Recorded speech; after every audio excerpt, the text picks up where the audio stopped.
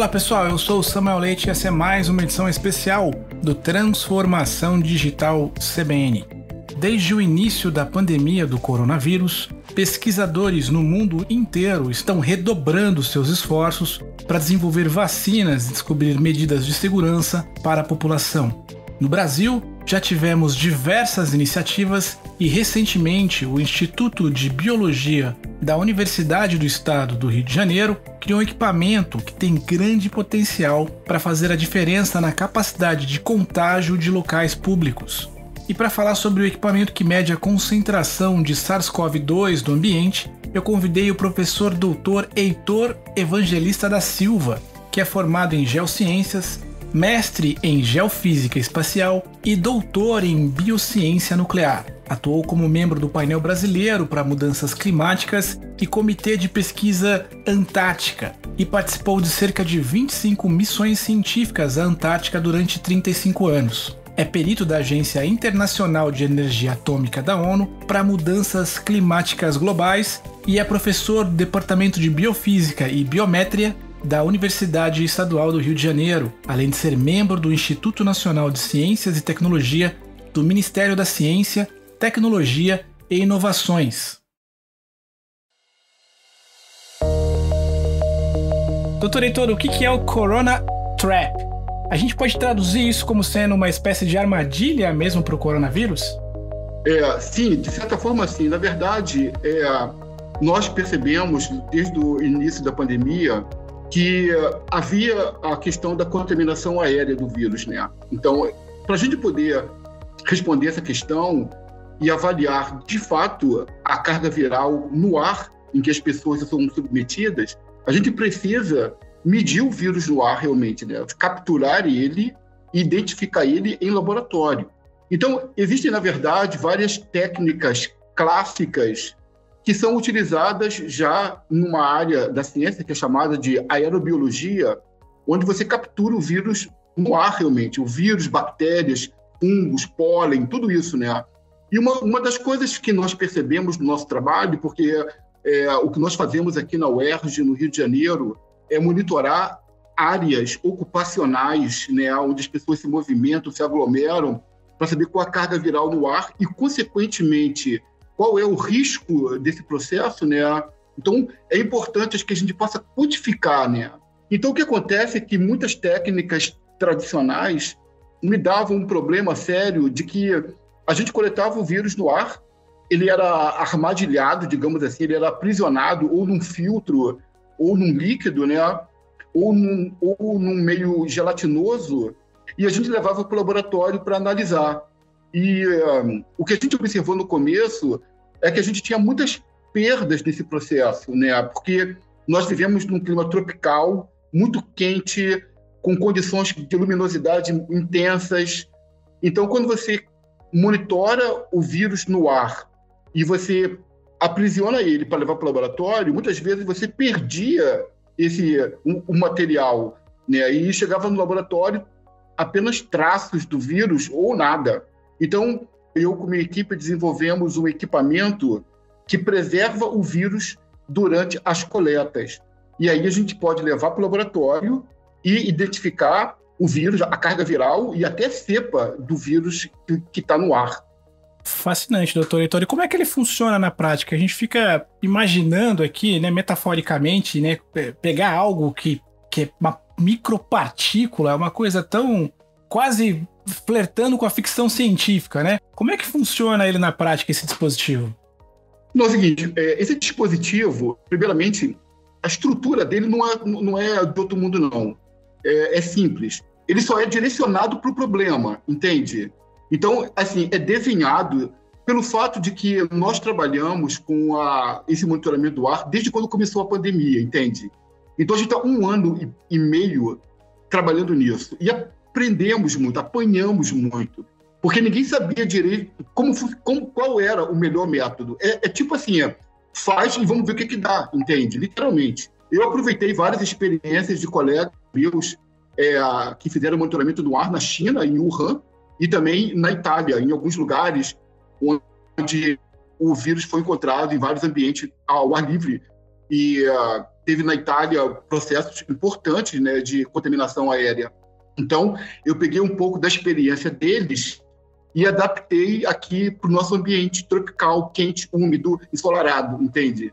Totalmente diferente em alguns casos. E o que acontece é o seguinte, é um sistema que bombeia o ar, né? Ele faz um bombeamento do ar. Esse ar, você tem que controlar ele, né? O fluxo de ar, né? Tem um sistema de controle de fluxo de ar. Depois ele entra dentro de uma câmara escura, sem radiação solar, sem ultravioleta. Isso é fundamental para a manutenção do vírus também, né?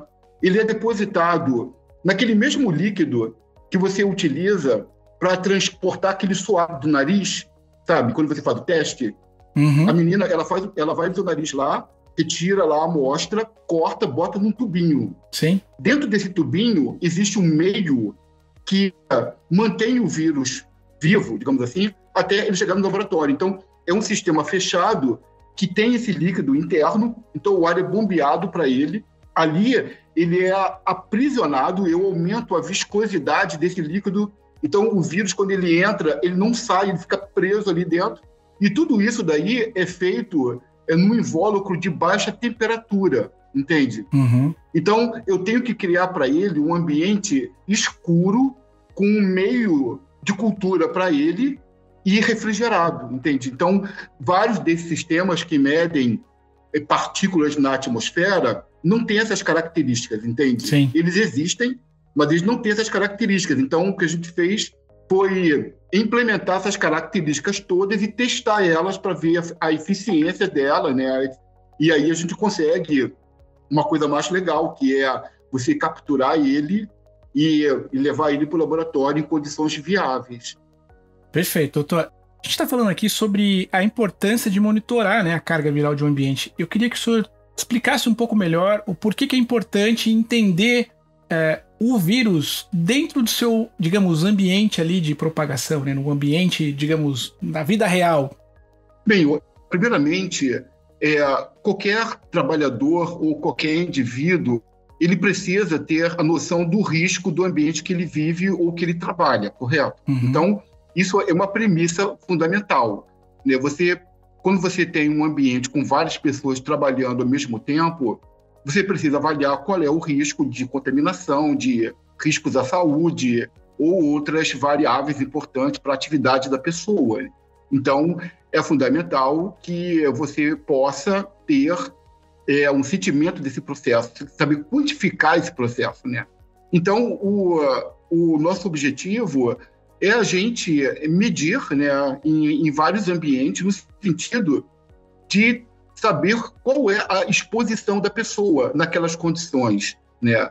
E agora, a gente ainda tem um adicional importante nesse processo, que é o fato de nos depararmos com novas cepas desses vírus, né?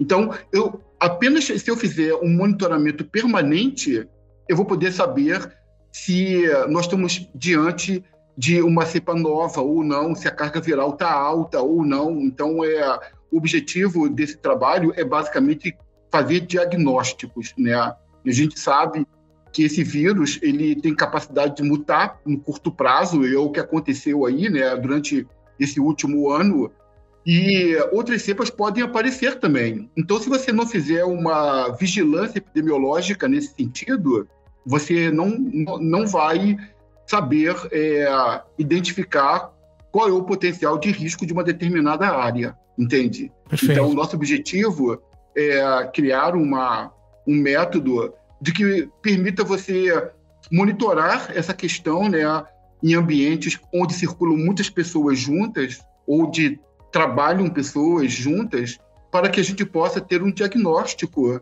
daquele ambiente, saber em que situação o trabalhador se encontra, em que situação o indivíduo do público está submetido, entende? Então, a gente só vai saber disso monitorando. Se a gente não monitorar, a gente não vai saber. Perfeito. E eu acho que esse sistema de você medir o ar, ele tem uma vantagem, porque nós temos um problema no Brasil quanto à questão das inferências individuais, né? De como que você monitora as pessoas individualmente. Nossos programas de acompanhamento, eles são muito frágeis, né? Isso foi demonstrado várias vezes durante a pandemia. E quando você monitora uma área, você está diagnosticando ali várias pessoas, né, que estão naquele ambiente, né? Então, se você tem um negativo numa área de 20 pessoas, então, provavelmente, esse produto líquido ele é representativo daquele grupo, né? Então, isso já dá uma economia, digamos assim, no processo. Então, a gente acha que a gente pode, com essa instrumentação, contribuir de alguma forma para a gente avaliar o risco de determinadas áreas, determinadas condições, né? Então, é basicamente isso que eu tenho interesse, né? Então, por exemplo, se você está numa UTI de hospital, se você está num restaurante fechado, numa feira livre, numa estação de trem, você pode ter um diagnóstico daquele ambiente ali, com várias pessoas respirando, falando e desenvolvendo vários processos que possam liberar uma carga viral, né? Então, o nosso objetivo é manter um programa de monitoramento. Bom, a famosa Central do Brasil, né, que ficou imortalizada no filme indicado ao Oscar de Walter Salles, que teve Fernanda Montenegro, é a maior estação de trem do Rio de Janeiro, que antes da pandemia tinha um fluxo diário de aproximadamente 600 mil pessoas. E teve queda de mais de 50% no número de passageiros durante 2020 e 2021. Como é que foram os testes, doutor Heitor, do Corona Trap na Central do Brasil? Olha, uma das coisas mais curiosas que a gente observou durante esses trabalhos, esse tempo todo, durante 1 ano e meio de trabalho, é que em vários lugares que você achava que ia encontrar, você não encontrava. Em muitos lugares que você achava que não encontrava, você acabava encontrando. Então, existe aí uma questão que não é uma lógica, não existe uma lógica ainda muito clara sobre que ambientes são realmente assim, factíveis de você achar, né? Porque isso depende de uma série de circunstâncias e parâmetros que só mesmo o trabalho, né, intenso vai poder dar uma estatística mais robusta e, consequentemente, uma conclusão mais definitiva, entende? Não, o fato de você, muitas vezes, estar num ambiente fechado, com várias pessoas, você, às vezes, acha que vai encontrar, vou encontrar aqui uma carga viral alta, e você acaba não achando, e vice-versa, entende? A gente achou em determinados lugares que a gente não esperava, e outros sim, entende? Ou seja, isso mostra que esse processo ele não é fácil, não é trivial, e tem vários parâmetros atuando sobre isso, e precisamos medir mais para ter mais estatísticas e conhecer melhor os condicionantes, a ação dos condicionantes ambientais sobre as cargas virais. Então, determinados lugares onde é obrigatório, por exemplo, a gente acha que quando você transita na Central do Brasil, quando a gente esteve lá, a gente viu muitas pessoas usando máscara e uma sanitização local muito intensa, é um local muito grande, ventilado, né? Então, tem essa questão aí de que as condições, elas não são as condições, digamos assim, mais apropriadas para você encontrar o vírus no ar. Mas, agora, eu acho que existe uma outra realidade dentro das composições que a gente ainda não mediu, né? Então, dentro das composições, onde você tem uma circulação de ar pior, as pessoas, às vezes, elas conversam, bate-papo, tiram máscara, então eu acho que é uma condição de risco maior, né? Então, o que eu pude observar aqui, nesses primeiros resultados, é o seguinte: existem duas situações diferentes, que são extremas, né? O ambiente completamente fechado e o ambiente totalmente aberto. Esses são os casos extremos, né? E o que ocorre é que o ambiente, quando está num ambiente fechado, realmente o risco é bastante grande. A gente, em algumas circunstâncias mais fechadas, ambientes fechados, restaurantes, a gente encontrou carga viral no ar. O que a gente pode observar é que quando você fica na região que a gente chama de outdoor, né, na região de fora, numa condição de ventilação mesmo mínima, a probabilidade de você encontrar uma carga viral é muito pequena, ela baixa significativamente. Então, eu acho que essa questão que nós discutimos sempre dos ambientes fechados e abertos, que são, na verdade, baseados em modelos teóricos, Sim. modelos matemáticos, dispersão dos aerossóis, né? Isso faz bastante sentido na prática, entende? O ambiente externo, aerado, ele é um ambiente que tem um risco muito menor. E, para mim, também, isso sinaliza uma outra coisa importante, é que, durante a pandemia, você pode sair de casa, desde que você use máscara, mantenha o distanciamento social, você pode caminhar no local, entende? Se você evita aglomerações, e se você obedecer todos esses critérios que os epidemiologistas falam todo dia, eles são absolutamente verdadeiros na prática, entende? Não é apenas uma questão teórica, entende? Perfeito. Funcionam perfeitamente, e eu acho que isso deve ser levado em consideração por todo mundo. A gente, antes de começar aqui a nossa entrevista, a gente comentou aqui em off sobre a semelhança entre uma outra tecnologia bastante interessante, que tem aí um nome muito próximo, que não é o Corona Trap, é o Corona Track, de tracking, né, de rastrear. Queria que o senhor explicasse pra gente como é que ele funciona e como é que foi realmente a gênese ali, o motivo da criação dessa nova tecnologia. O Corona Track, na verdade, ele surgiu antes do Corona Trap, porque o que acontece? Se eu vou, por exemplo, fazer um monitoramento num restaurante grande, onde tem um monte de gente, um mercado público fechado, ou se eu vou fazer um monitoramento dentro de um shopping ou dentro de um restaurante, né, uma estação, esses ambientes, eles são monitorados com um equipamento que monitora aquela área como um todo, né? Ele suga o ar daquele ambiente e aí ele aprisiona o vírus que esteja naquele ambiente. Então, essa é a filosofia do Corona Trap, entende? Que é um equipamento utilizado para a gente poder monitorar áreas ocupacionais. Agora, imagina que eu quero saber a carga viral dentro de um ônibus lotado, de um trem lotado, ou qual é a carga viral de um garçom que serve várias mesas, ou de uma aeromoça dentro de um avião. Eu preciso de um equipamento que seja individual, que seja portátil, pequeno, que fique perto da pessoa. Então, a gente desenvolveu aí um equipamento de pequeno porte que o indivíduo ele usa separadamente. E aí eu posso avaliar a atividade dele, né? Não a atividade da área como um todo, mas a atividade daquele indivíduo. Então, nós desenvolvemos aí equipamentos que fazem esse monitoramento individual, entende? E a gente acha que isso daí é algo bem mais interessante se você quer avaliar a carga viral em ambiente onde você não consegue colocar um equipamento grandão, entende? O Corona Trap é um equipamento grande de bancada, então ele serve para eu monitorar a estação central do Brasil, mas ele não serve para eu monitorar dentro de um trem, entendeu? Dentro de um trem, eu preciso colocar numa pessoa, e aí ela entra lá dentro e ali eu vou medir a carga viral, entende? Perfeito. Então são duas coisas completamente diferentes e são coisas complementares. Então, eu estou agora iniciando aqui no Rio de Janeiro o uso do Corona Trap em escolas públicas, agora que tem a volta às escolas, e o grupo escolar de crianças e adolescentes é um grupo muito pouco estudado, né? Sim. Então, quanto à questão da transmissibilidade do vírus, então eu acho que é uma oportunidade interessante da gente testar essas tecnologias agora e avaliar essa volta à escola, né? Então, isso é um dos objetivos nossos também nesse trabalho. Mas o Corona Track, na verdade, a palavra track é porque ele tem um GPS. Então, se a pessoa se desloca em um espaço físico qualquer, a gente pode saber depois exatamente onde ela passou e qual é a carga viral relativa àquele local.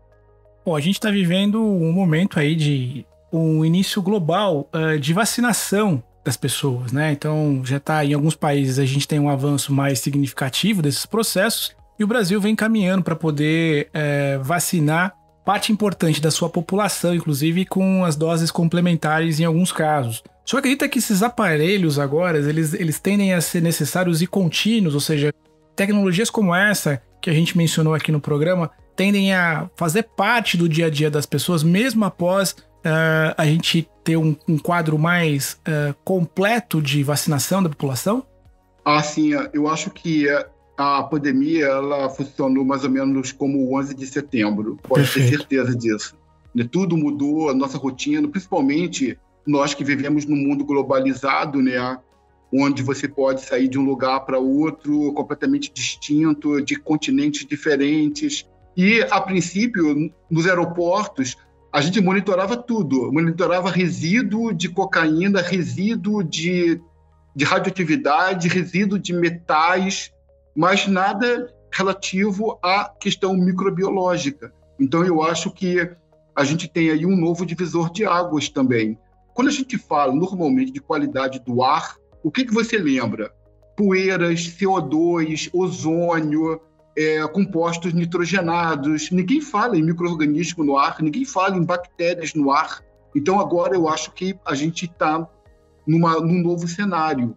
Eu acho que a pandemia ela ensinou para nós que existe também a importância da vigilância microbiológica, entende? Isso a gente não vai escapar disso, porque a gente pode estar diante de outras viroses ou outras patologias que podem se propagar pelo ar e rapidamente se deslocar globalmente, né? Então, eu acho que a gente está diante de um processo diferente, né? É evidente que depois da pandemia nada seria igual, entende? Eu também acredito que a vigilância nessa área epidemiológica, ela passou a ter um conceito completamente diferente do que era antes, né?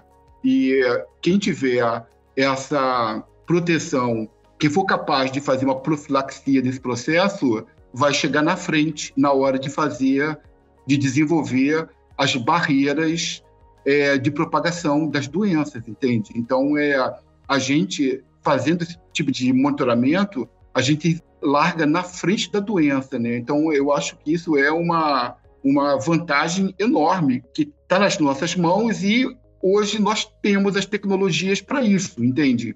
Então, eu acho que isso é um fator importante aí que vai estar disponível para os governantes que tomam decisões, né? É uma tecnologia disponível e pode dizer que não tem o que não sabia, né? Então, a gente está colocando uma possibilidade de um uso tecnológico que pode prevenir esse tipo de coisa. Então, eu acredito, sim, que isso vai mudar, entende? Perfeito. Bem, aí basta que os órgãos competentes tomem suas ações. Uma das coisas que me deixou bastante contente nesse trabalho é que a mesma tecnologia que a gente está usando para o SARS-CoV-2, a gente também pode usar, por exemplo, para tuberculose, entendeu? Então, é exatamente o mesmo método.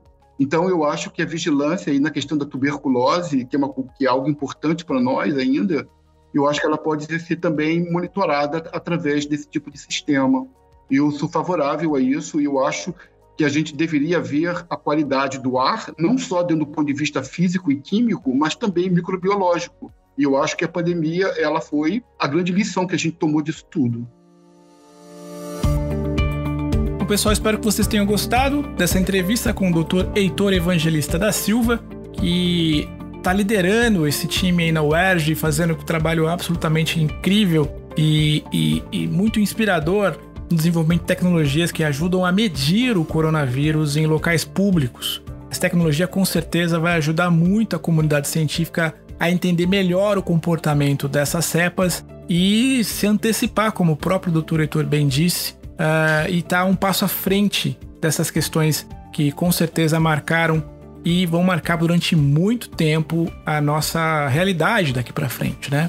Se você gosta do Transformação Digital CBN, não deixe de indicar nosso programa para o seu amigo, enfim, para aquele seu conhecido que se interessa por toda essa agenda de inovação, que se interessa por inteligência artificial, enfim, por notícias que refletem a maneira como a tecnologia está mudando não só a minha, mas a sua e a realidade de toda a população mundial. E é muito simples, como a gente sempre coloca aqui, fazer parte desse conteúdo, fazer parte desse movimento a respeito dessas novas tecnologias. Para isso é muito simples. Basta acompanhar os nossos podcasts em qualquer rede de agregador de podcast disponível aí pela internet. A gente tem a Apple Podcast, a Amazon, o Google Podcast, o Spotify, o Deezer, enfim, a gente está em todas as plataformas de conteúdo e por lá a gente consegue seguir se conectando e trocando outras informações sobre esse universo tão abrangente e ao mesmo tempo inspirador que a tecnologia pode trazer no sentido de transformar as nossas realidades. Como eu sempre falo, cuide dos seus, fique bem